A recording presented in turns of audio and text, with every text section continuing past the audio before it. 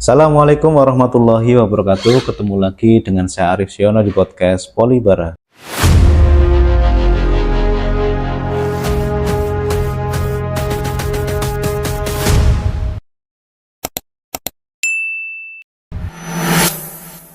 Pagi hari ini spesial sekali di Hari Anak Nasional. Saya kedatangan bintang tamu, seorang praktisi dari Rumah Terapi Insan Pelangi. Saya perkenalkan Mbak Mundri ya, panggilannya ya. Iya, nama betul. lengkapnya siapa? Ibu? Nama lengkap saya Mundriati. Oke, nama lengkapnya Mundriati. Iya. Ya, memang ahli di bidang terapi anak berkebutuhan khusus Ibu ya. Iya, benar sekali Pak. Saya terapis wicara. Terapis wicara. Iya. Lulusannya lulusan terapis wicara juga. Iya, betul Pak. Lulusannya terapis wicara. Akhirnya mendirikan rumah terapi dan sampai hari ini masih berdiri ramai ya, kokoh ya. Iya, ramai dan banyak cabangnya nanti ya Pak. Oke.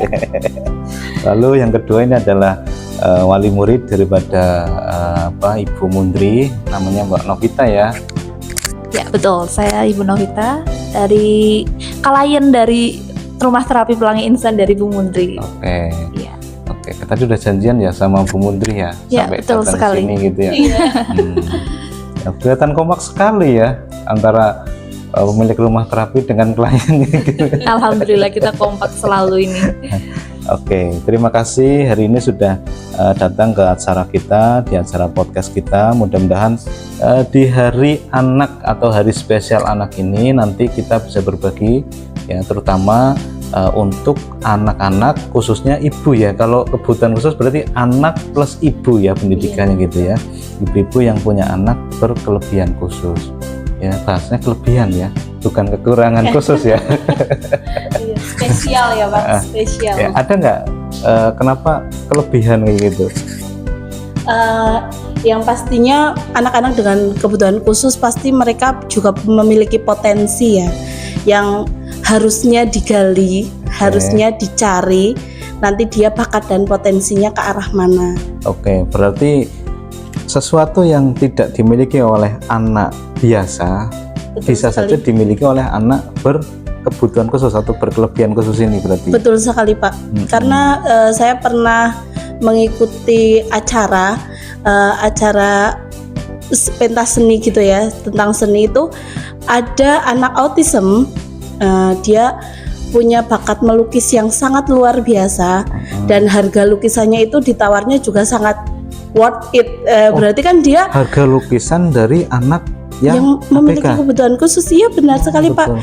Nah, saat itu saya merasa, wah memang Tuhan itu maha adil ya.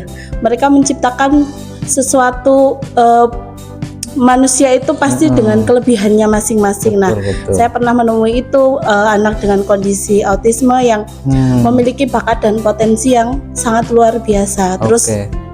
kemudian beberapa anak yang pernah saya temui dengan kondisi misalnya Down syndrome, dia bisa jadi juara renang, Oke. juara olimpiade apa Justru gitu. itu fisik ya. Iya, butuh betul. fisik dan latihan yang Iya, makanya yang terus-menerus Nah, gitu ya. harusnya sebagai orang tua itu memang menggali bakat dan potensi pada Oke, anak. menarik sekali. Jadi kadang di lingkungan kita orang yang punya anak berkebutuhan khusus ini, dia tidak tahu bahwa anaknya berkebutuhan khusus. Lalu disamakan dengan anak-anak yang lain dari sekolahnya, makanannya gitu, yang akhirnya itu tidak terfasilitasi anak ini potensinya. betul. Bagaimana cara ibu ini memberitahu atau caranya memeta bahwa kepada ibunya biar dia mengerti bahwa anak ini adalah anak yang punya kebutuhan yang harus diwadahi secara khusus kayak gitu. Kadang kalau saya melihat beberapa orang tua itu ada yang sudah awareness ya Pak, artinya mereka ketika anaknya mengalami keterlambatan bahasa bicara atau mengalami keterlambatan motorik, dia sudah ke dokter, sudah ke searching di Google gitu betul. kan ya. Tapi ada yang memang mereka masih minim atau belum tahu harusnya saya bawa kemana, karena taunya maaf ya kayak misalnya sudah terbawa dari lahir nanti akan sulit, walaupun misalnya di terapi nanti tidak berkembang misalnya kayak gitu. Padahal kami hadir itu untuk membantu mengoptimalkan tumbuh kembangnya. Jadi rumah terapi Pelangi Insan ini itu difasilitasi dengan berbagai jenis macam keterapian. Ada fisioterapi, okupasi terapi, sensori integrasi, okupasi terapi, dan orang tua yang sudah awareness biasanya mereka akan melakukan terapi. Tapi kalau misalnya yang belum ini biasanya kita memberikan edukasi. Edukasi supaya orang tua ini nantinya mereka bisa membawa anaknya ke tempat atau fasilitas yang sudah sesuai dan mewadahi. Artinya memang kuncinya sebetulnya orang tua dulu ya. Betul sekali, Pak. Dulu gitu. Dia mengerti, terus akhirnya nyambung dengan panjenengan sebagai terapis, bekerja sama untuk sama-sama memberikan fasilitas kepada si anak itu ya. Betul sekali. Oke. Sekarang Mbak Novita ini kan punya pengalaman ya berarti ya. Ini kan lagi ngomong tentang anak ini ya. Bagaimana penanganan anak, terus tadi bagaimana caranya ibu ini menjelaskan kepada orang tua sehingga dia itu mengerti tentang keadaan anaknya. Padahal harusnya yang paling mengerti anak orang tuanya, Bu ya. Betul sekali. Ya. Mbak Novita pengalaman bagaimana tentang anak ini? Ya, kebetulan saya memiliki anak yang kalau saya sebut di sini anak istimewa, Bu. Iya, karena saya tidak mau terpaku dengan anak berkebutuhan khusus yang stigma negatif. Karena banyak orang anak berkebutuhan khusus itu pasti dia tidak bisa apa-apa, Bu. Kebanyakan jadi orang tua menyembunyikan loh ya. Saya itu. Awal saya melihat anak saya memang usianya 5 tahun sekarang. Dia itu memiliki masih kesulitan dalam komunikasi. Keluhannya itu kesulitan dalam berkomunikasi. Awalnya saya pikir sebagai orang tua jalurnya mungkin saya sekolahkan saja, Bu. Mungkin dia dengan sekolah nanti dia bersosialisasi akan terpancing. Itu kan tahapan-tahapan orang tua yang denial ya, Bu. Kayak nggak terima dengan anaknya sesuatu terjadi, masih berpikirnya pasti baik-baik saja dan gitu. Saya sekolahkan saja, setelah 1 bulan di sekolah ternyata kok dia evaluasi dari ustazahnya, dari gurunya mengatakan memang ya Hamdan anak saya tuh belum mau bersosialisasi kayak gitu. Jadi masih asik sendiri, sibuk sendiri. Jadi keluhan anak saya yang pertama adalah dia cuek, sulit masih berkomunikasinya, itu kata-katanya hilang, Bu. Dulu pernah sempat berkomunikasi tapi hilang kalimatnya, kata-katanya, terus setelah itu dia diam saja. Karena 1 bulan tidak ada progres di sekolah, saya belum menyerah. Ya, maklum menyerah, akhirnya mencari informasi di mana layanan yang bisa mengatasi gangguan atau kondisi yang dialami oleh anak saya.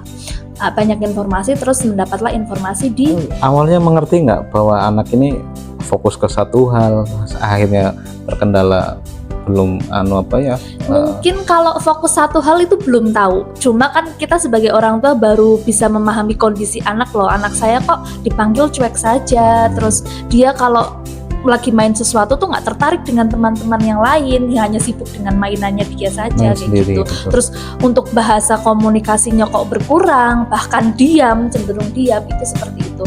Akhirnya saya daftarkan asesmen ke tempatnya Bu Mundri di Rumah Terapi Pelangi Insan. Awalnya ketika observasi awal ya, Bu, nangis saya, Pak. Ya karena gimana rasanya mau tidak mau kita harus menerima fakta bahwa anak saya ternyata istimewa, kayak gitu. Entah apapun itu, saya awalnya denial, tidak mau terima, marah, kecewa, sedih. Itu yang saya rasakan sebagai orang tua memiliki anak berkebutuhan tapi khusus. Rata-rata seperti itu orang tua yang datang itu. Sekali, Pak. Bagaimana untuk mengangkat artinya semangat? Nah, hal yang Ibu pertama yang saya lakukan ketika saya asesmen dengan orang tua itu, pasti saya akan memberikan motivasi dan nerapi orang tuanya dulu. Tapi nggak langsung ngomong ini nanti bisa diselesaikan, itu nggak langsung gitu ya? Tidak, jadi saya memberitahu tentang kondisinya. Baik apapun itu saya ceritakan, semuanya. Saya sampaikan. Lalu misalnya saya biasanya itu 3 bulan terapi di tempat saya, nanti kami akan memberikan evaluasi. Apakah anak ini perlu rujukan? Ataukah cukup hanya dengan terapi di situ saja?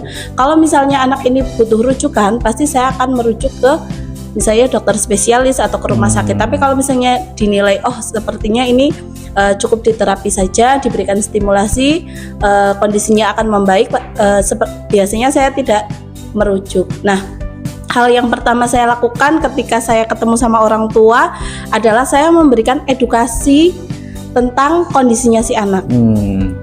Kadang beberapa ada yang tidak jadi terapi, Pak, karena merasa karena merasa kayak sebenarnya anak saya itu bisa ngomong tapi malas ngomong gitu. Jadi beranggapan seperti itu, belum menerima dengan kondisi anaknya. Terus kalau misalnya orang tua yang saya kasih tahu dia tidak jadi terapi, tapi pada suatu hari pasti mereka akan menghubungi lagi. Dia datang lagi dan mungkin butuh yang kesiapan mental ya. Jadi untuk melakukan terapi dan anak itu dibawa ke tempat terapi itu bukan hanya material ya yang orang tua butuhkan, tapi kesiapan mental. Kesiapan mental yang memang harus tega mendengar anak menangis ketika diterapi. Kadang kan kalau awal terapi memang itu proses ya Pak. Jadi ketika masuk terapi awal-awal itu mereka ada yang menangis, ada yang memberontak karena ya mereka adaptasi lingkungan baru, suasana baru. Nah, orang tua yang mungkin belum menyadari tentang bagaimana jalannya terapi, mereka akan kok dibawa di tempat terapi malah anakku nangis kejer. Kok ya seperti itu. Jadi kayak misalnya anak saya itu nggak pernah nangis kayak gini Bu sebelumnya. Sebetulnya orang tua itu terlalu sayang nggak sih, terlalu eman sama anak bahasa Jawanya gitu. Dan mungkin belum tahu proses terapi itu seperti apa. Yang dia tahu duduk datang anaknya belajar nanti pintar kayak gitu. Jadi memang kan kita memulainya memang membentuk fondasi dari awal. Ada karakter-karakter anak yang memang harus dipaksa gitu ya. Sebenarnya bukan dipaksa, karena kita ada yang namanya behavior, perilaku. Jadi untuk anak-anak yang misalnya tidak bisa menyelesaikan tugas, pasti kita akan memberikan drill, nge-push mereka supaya mau menyelesaikan tugas, karena kita merubah perilaku. Kalau kita mengikuti anak ya nggak nangis, tapi kan nggak dapat apa-apa ketika terapi. Karena mengubah itu betul sekali. Itu susah sekali ya. Tapi memang ya kayak Mbak Novita ini memang butuh kesiapan mental dari orang tua kan, melihat anak yang sebelumnya itu kebanggaan di rumah, tiba-tiba misalkan dijas. Padahal masyarakat itu sangat nggak menerima loh tentang kayak di Banjar misalkan anak autis ya maaf ya, terus anak hiper masih wajar lah, mungkin di setiap sekolah pun ada gitu ya. Tapi orang tua menganggap nanti itu anak kecil lah, jadi mewajarkan bahasanya gitu ya, kayak gitu. Tapi kalau nggak bisa ngomong atau keterlambatan bicara kadang menjadi aneh gitu, dan bahan bully mungkin malahan di sekolahan gitu. Nah, pertama Mbak Novita bagaimana menyiapkan mental sebagai ibu itu? Tentunya butuh persiapan untuk mendamaikan diri, isi hati, isi pikiran bahwa anak saya seperti ini, maka apa yang harus saya lakukan? Itu yang saya lakukan. Kita lakukan telateni terapi, terus alhamdulillah setelah kita rutin terapi ada perubahan perilaku tentunya. Dia yang tadinya cuek, dia sudah mulai mau bersosialisasi, sudah tertarik dengan, bahkan empatinya sekarang mulai tumbuh Bu, akhir-akhir ini Bu, ketika melihat temannya. Awalnya dia ketika dia punya sesuatu, makanan, mainan, dia tidak boleh dipinjam sama temannya. Tapi ketika sekarang dia udah mulai nih Bu, sharing, mau ini saya bagi kamu, dan udah mulai sering bernyanyi, mulai keluar kosakata juga. Memang ya masih jauh di kata usia 5 tahun di bawahnya, cuma itu progres yang menurut saya membanggakan, karena saya mengerti benar-benar mendampingi dia dari awal. Ibaratnya gini Bu, saya untuk mendengarkan dia memanggil saya, tahu saya ibunya itu butuh 5 tahun Bu. Iya kan, iya selama saya menikah hampir 11 tahun, terus saya punya anak sekarang udah mau 8 tahun, saya selalu dipanggil bunda. Tapi anak saya yang kedua ini, dia manggil saya beda, ibu. Dan butuh waktu 5 tahun Bu. Itu bener-bener wah Masya Allah, kayak pecah telur Bu, alhamdulillah. Berarti dari sadar juga ibu itu bahwa iya udah tahu ibu itu saya yang bermakna. Iya dia udah tahu saya ibunya. Dia tahu ketika dia sakit dia lagi butuh sesuatu dia cari ibu, berarti kan dia tahu tidak hanya sekedar kata ibu, tapi dia tahu bahwa ini fungsi ibu dan dia tahu ini ibunya kayak gitu. Itu 5 tahun yang benar-benar wah luar biasa. Bagi orang tua yang lain mungkin ya itu sederhana, itu hal yang sederhana. Tapi bagi saya itu luar biasa istimewa, itu butuh perjuangan dan butuh proses yang panjang. Jadi ya sempet cerewet-cerewet juga nih, makanya sama Bu Menteri mohon maaf kalau misalnya ya karena ingin mengupayakan yang terbaik untuk anaknya seperti itu sih. Oke. Kalau ibu itu menangani anak-anak yang berkebutuhan khusus dari kapan ibu? Saya itu lulus kuliah 2014, berarti sekarang sudah 11 tahun ya Pak. 11 tahun menangani anak berkebutuhan khusus. Setiap hari ketemu dengan anak-anak. Betul sekali Pak. Bagaimana? Kalau sekarang saya sudah lumayan Pak, hari Minggu saya libur. Kalau dulu artinya kan setiap anak ini kan berbeda-beda. Betul sekali. Terus dengan meta satu-satu ini harus apa ini kebutuhan satu-satu gitu ya? Satu-satu betul. Karena program terapi masing-masing individu itu kan berbeda. Walaupun sama-sama kondisinya autisme, kondisinya ADHD atau speech delay pun tetap program terapi satu anak dengan yang lainnya tetap itu satu berbeda. Ya. Datang satu anak tadi apa, nanti datang lagi apa, jadi udah ngerti ini. Sudah. Progresnya mana harus ngapain kayak gitu satu-satu. Sudah hafal. Iya. Artinya nggak cuma mereka datang lah sudah kayak gitu, satu-satu sudah dihafalkan gitu ya. Bahkan saya tahu kuncinya masing-masing anak. Oh ini harus begini dulu baru nanti bisa terapi. Oh dia harusnya di seperti ini kan supaya nanti saat menjalankan proses terapi dia senang, happy kayak gitu Pak.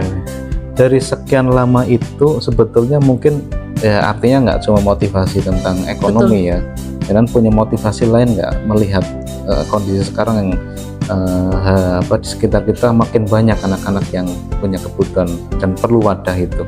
Betul sekali Pak. Jadi sebelum saya membuka tempat terapi di Banjarnegara, saya itu pernah bekerja di Jakarta. Di Jakarta. Nah, ketika saya kayak gini juga anak iya, jadi khusus saya di rumah sakit ibu dan anak, bidangnya ya memang di keterapian fisik, masuknya kan rehabilitasi medik ya Pak kalau di rumah sakit. Nah pas COVID itu Pak, saya pulang ke sini memutuskan untuk bekerja di sini. Saya itu masih kayak Banjarnegara kan memang belum ada tempat terapi pertama. Tapi memang sudah dicek dimanapun belum ada gitu. Iya betul, baru ada di rumah sakit. Di rumah sakit. Iya, tapi kalau yang praktek mandiri kan memang belum. Nah, ketika saya pulang ke sini, saya bingung.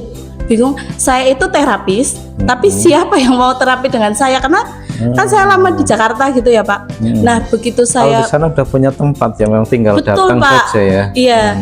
Nah, begitu saya di sini, saya bingung.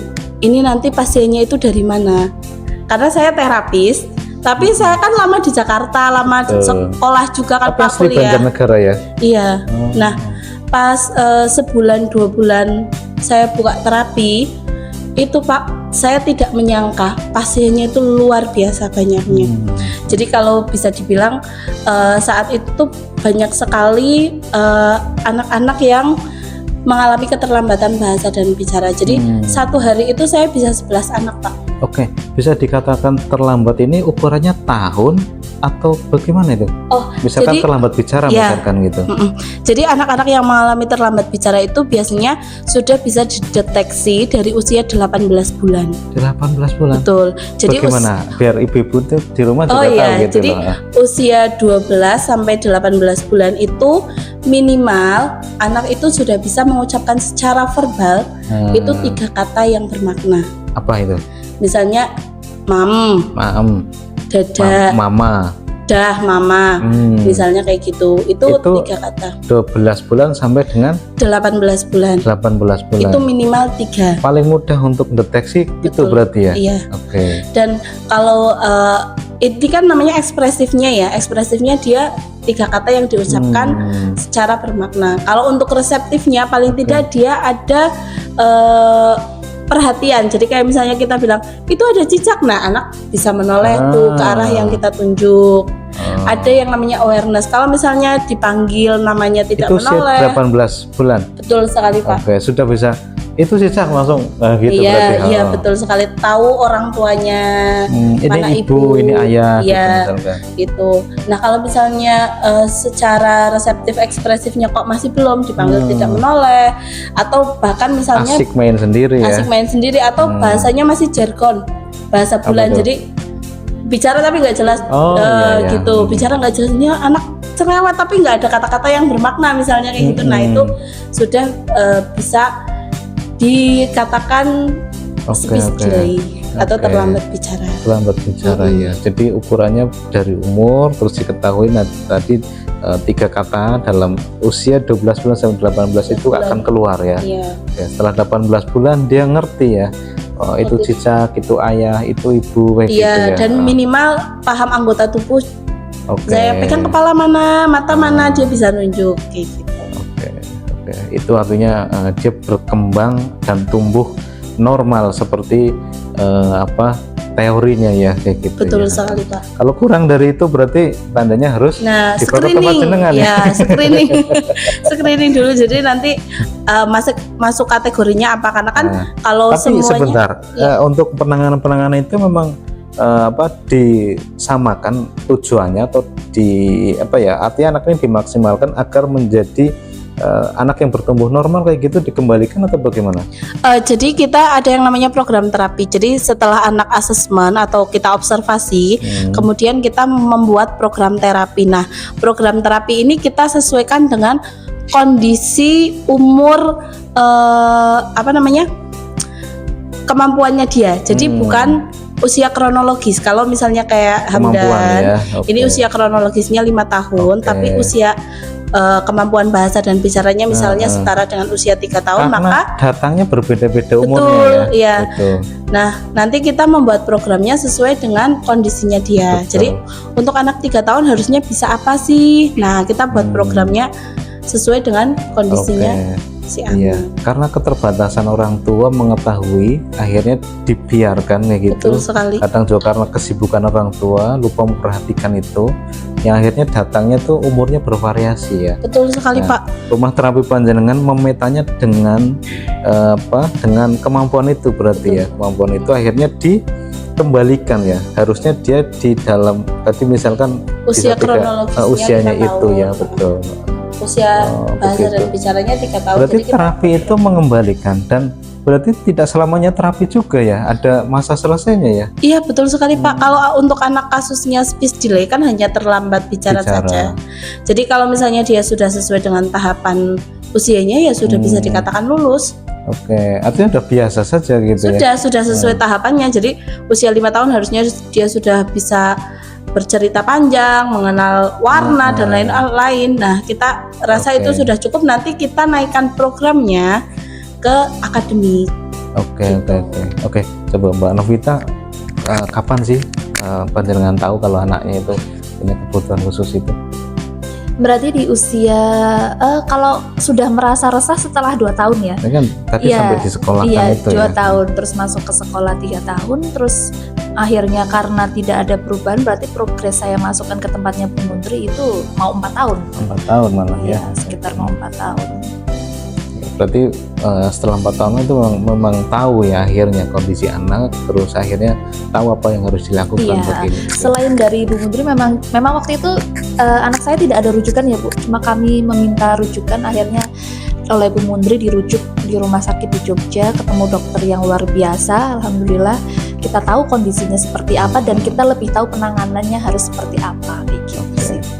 Ada nggak sih terapi khusus, artinya secara bukan dari penanganan tapi dari lingkungan keluarga gitu yang dibuat, misalkan pola hidup, pola tidur, pola makan itu dirubah gitu kan? Tentu kalau sudah komitmen anak menjalani terapi, maka satu keluarga harus terapi semua. Tidak hanya anaknya saja, betul ya Bu ya. Dari perilaku kakaknya, mengajak komunikasi, mengajak bermain, dari orang tuanya yang harus lebih komunikatif dan aktif lagi bersama anak. Terus sekarang Hamdan juga menjalani program diet, diet makanan, maka yang diet tidak hanya Hamdan, kita semua sekeluarga juga harus diet. Iya, tidak makan gula, orang tuanya tidak makan gula, tidak makan tepung, orang tuanya juga tidak makan tepung, karena bagaimanapun kita makan yang dimakan oleh anak juga, tidak hanya anak dia harus merasa menderita sendiri. Sebenarnya persepsi orang jadi kasihan Bu, karena anak saya kan sebelum memang makannya semuanya dimakan, jajan, es krim, terus makanan Tapi semuanya sebenarnya dimakan. orang harusnya nggak semua dimakan ya. Ya maksudnya tidak ada batasan seperti itu, tapi ketika menjalankan program diet dari orang terdekat, dari mbahnya, dari keluarga, dari om, tante, atau saudara, tetangga, bahkan pada komentar, anak saya itu makan apa Bu? Katanya seperti itu, seolah-olah persepsinya ketika anak saya diet itu tidak bisa makan apa-apa. Iya, makanya Kayak padahal kasihan ya, iya, seolah-olah. kelihatannya kasihan karena dia nggak boleh makan jajan, dia nggak boleh makan es krim, dia nggak boleh makan, nggak boleh minum susu, ini itu. Mindsetnya orang tua jajan itu kesukaan anak dan enak gitu ya. Iya, jadi itu sudah terbawanya seperti itu. Maka ketika saya diet ketat, ya nggak apa-apa, anak saya enjoy kok, saya dan keluarga baik-baik saja. Itu hanya gitu. kebiasaan saja sebetulnya. Iya, karena apa yang persepsi dia di makan masyarakat gitu. seperti itu kan. Kalau misalkan tidak dilatih makan asin misalkan pun, ya anak mungkin nggak doyan Kenal asin juga ya. Iya betul. Iya. Jadi saya Gitu juga kan, Bu, ya? meminta maaf Iya, ya. kepada anak saya, mohon maaf ketika dulu kecilnya sudah saya kenalkan es krim, sudah saya kenalkan coklat. Ketika dari awal terlanjur mungkin dari gitu kan. kecil tidak saya kenalkan, maka tidak ada kata diet karena memang dia tidak kenal kayak gitu. Ya, Oke, berarti dia itu sebenarnya hanya ibu-ibu yang sudah terlanjur ya, terlanjur baik, semua diberikan. iya betul. Apa yang disukai menurutnya enak dikasih anak semuanya, es krim, jajan semuanya gitu, coklat gitu Tapi ya. diet itu juga termasuk terapi Pak. Pada kondisi anak tertentu, diet itu juga termasuk terapi. Jadi saya pernah menangani anak yang diet dan tidak diet. Maka untuk progresnya Kecepatan itu. lebih Bagus yang bagus dia. yang diet. Oke. Kenapa? Karena pada kondisi anak tertentu itu ada yang mereka alergi di pencernaan. Sedangkan pencernaan ini nanti kan hubungannya banyak ya ke otak, ke pola tidurnya dia, ke fokusnya dia, ke perilakunya dia, yang kadang orang tua yang setiap hari dengan anak itu tidak merasakan. Oke. Tapi kalau kita praktisi, ini habis ngapain ya? Habis makan apa ya? Iya, Gitu, berarti Pak. kan hanya sebetulnya mengubah makanan yang biasanya dia makan, Betul. tidak bagus untuk dia, diganti sebetulnya kan. Iya, tapi Iya. sebenarnya kalau untuk diet ini sendiri kita biasanya melakukan cek lab. Jadi tidak semua individu tidak boleh A, B, C, D gitu. Jadi berdasarkan hasil cek lab mana yang dia alergi, mana yang dia toleransi. Baru itu diambil, nggak boleh. Iya. Gitu. Dan itu pun saya selalu bilang, Bu, kalau di cek lab itu nilainya 3, artinya kan waspada. Nah, kalau dia diberikan kok tidak ada efek samping, artinya perilakunya oke, emosinya tidak Oke. berpengaruh, ya berarti boleh dengan takaran Iya. sekian. Sebetulnya orang tua bisa ngamati ya, misal Betul. diberikan susu itu, Iya. anak berubah perilaku tidak gitu Iya ya. betul. Itu Kalau saya biasanya juga memberikan edukasinya seperti itu Pak. Jadi kayak misalnya orang tua yang belum bisa untuk cek lab, saya selalu bilang, Bu, coba diamati saja kemarin habis konsumsi apa. perubahan itu langsung atau nunggu waktu sih kalau Biasanya anak sih karena kan ketika makan Makan langsung gitu. dicerna ya Pak. Nah, langsung? besoknya bisa kelihatan gitu. Oke, iya. Itu cara paling mudah sebetulnya untuk orang tua ya, mengerti ya. Betul. Nah, jadi makanan yang dimakan oleh anak itu berpengaruh pada pola perilaku anak. Boleh perilaku, boleh pola tidur, boleh Oke. emosi. Oke, mungkin terakhir Ibu bisa disampaikan apa sih harapan ke depan? Panjenengan ini memang sudah yakin ya untuk membantu dan mewadahi anak-anak Betul. kebutuhan khusus ini ya. Ada nggak tujuan Ibu yang ke depan? Untuk saat ini saya ingin sekali membuat sekolah inklusi. Ya, karena beberapa orang tua yang menyampaikan ke saya tentang keluh kesahnya mereka sulitnya mencari sekolah yang mewadahi dan Tapi di mengerti. Banjarnegara memang belum ada Bu ya? Iya betul sekali Pak, belum ada. Jadi memang rencana kedepannya kami ingin membuka sekolah Padahal inklusi. sudah banyak anak-anak yang di tempat Panjenengan ditampung itu. Sudah banyak Pak. Kalau dari Ada 2000 ratusan itu. Kalau dari 2020 sampai 2025 isi kontak HP saya itu sudah bertambah 1000 kontak Pak. Berarti sudah sangat luar biasa banyaknya ya. Artinya dari modal itu saja itu bisa jadi sekolahan ya. Betul sekali. Sebetulnya gitu Nah, ya. iya. Oke. Nah, makanya saya pengen sekali membuka sekolah inklusi di mana sekolah ini itu memang Sebentar, mewadahi. walaupun sebetulnya setelah terapi mereka bisa ke berbaur dengan semuanya gitu ya. Betul, Tapi bisa. kalau diwadahi itu apa mungkin bisa lebih baik lagi ya? Atau kenapa? Iya, jadi program di sekolah inklusi saya nanti itu memang mengkhususkan ya, dalam artian memberikan kemandirian untuk anak-anak yang berkebutuhan khusus, terus kemudian memberikan bekal dalam artian bagaimana mereka akan kembali lagi kepada masyarakat. Terus Begitu kan, Pak? sebetulnya benar nggak sih setiap anak itu punya kelebihan, termasuk anak-anak kebutuhan khusus ini Ya. itu sebetulnya mereka punya kelebihan gitu yang nggak bisa ditangkap oleh sekolah umum gitu. Betul. Kadang saya pernah mendapati kasus anak saya itu ada yang sekolah di sekolahan umum. Anaknya memang cenderungnya hiperaktif, tapi dia pintar sekali sepak bola. Oke. Jadi mungkin kalau secara akademik dia tidak bisa mengikuti, tapi untuk yang non akademik, kegiatan non akademik itu dia bisa Sepak bolanya itu. iya, bisa dipotensikan. Artinya bisa kalau kita push bisa jadi atlet mungkin gitu, Pak. Dan itu sekolah-sekolah yang inklusi ini yang bisa mengerti seperti itu langsung ke apa ya, ke bahasan ke hobinya dia ya, yang dia sukai gitu ya. Jadi rencana saya nanti itu sebelum sekolah ini dibuka, bagi yang sudah mendaftar akan saya klasifikasikan, dilihat kemampuan kebiasaannya dia nanti seperti apa, informasi dari orang tua misalnya kayak Hamdan, Bu ternyata Hamdan itu suka nyanyi-nyanyi, oh mungkin bisa nanti mengarahnya ke musik seperti itu, atau oh Bu anak saya itu sukanya ini fisik, tendang atau misalnya apa, mungkin bisa diarahkannya ke yang berkelahi nanti ya, pencak misalnya silat kayak gitu. Ya, Oke. jadi bagaimana sekolah ini memang menjadi wadah tempat untuk anak berkebutuhan khusus, dan nantinya ketika mereka keluar dari sekolah, mereka sudah lulus sekolah, mereka kembali kepada masyarakat dan bisa diterima, mereka bisa sama dengan justru yang lain. keluar dengan kelebihannya itu. Betul sekali, Ya, Pak. apalagi keluar dengan prestasi bagus sekali ya. Betul sekali. Oke, mudah-mudahan bisa tercapai Bu ya. Iya, amin. Tahun berapa akan direalisasikan? Kalau saat ini sih kita sudah mulai menyusun programnya. Mudah-mudahan tahun depan kita sudah bisa mulai membuka kelasnya. Oke, bismillah. Untuk Bu Novita, terakhir pesan buat ibu yang mungkin punya anak yang berkebutuhan khusus. Ya, untuk orang tua di luar sana saya berpesan jangan menyerah. Memang proses yang kita alami itu tidak mudah, tapi yakinlah bahwa apapun yang kita lakukan sekarang, kita usahakan sekarang, pasti akan mendapatkan hasil yang baik. Setiap anak walaupun dia istimewa di mata orang itu berbeda, tapi yakinlah kita gali potensi yang lainnya. Pasti ada potensi kelebihan besar. Insya Allah dengan adanya Bu Mundri, dengan adanya kami di sini sedang mengupayakan memberikan tempat, memberikan wadah agar anak-anak di luar sana bisa tertampung, ternaungi. Karena ya betul Bu, kalau saya lagi menunggu terapi, ibu-ibu yang parah dikeluhkan ya bingung, anak saya mau sekolah di mana, mau mencari wadah. di mana? Iya, mencarikan wadah.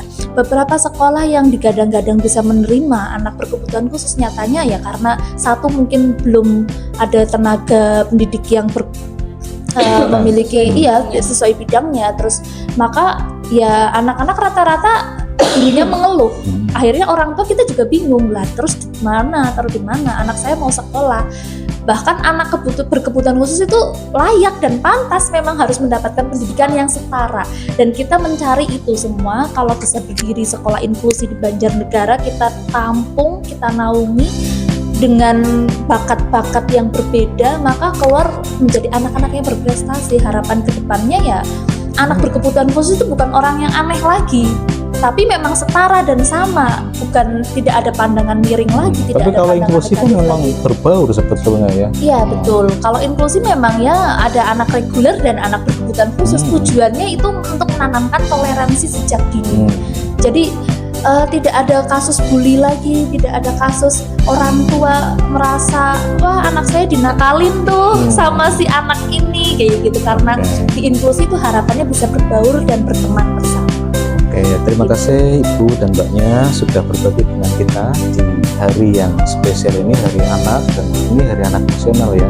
Ibu sebagai praktisi datang ke sini dengan semangat, dan mbaknya dengan semangat juga. Terima kasih. Mungkin teman-teman semuanya cukup sampai di sini untuk acara kita pagi hari ini. Saya akhiri. Assalamualaikum warahmatullahi wabarakatuh.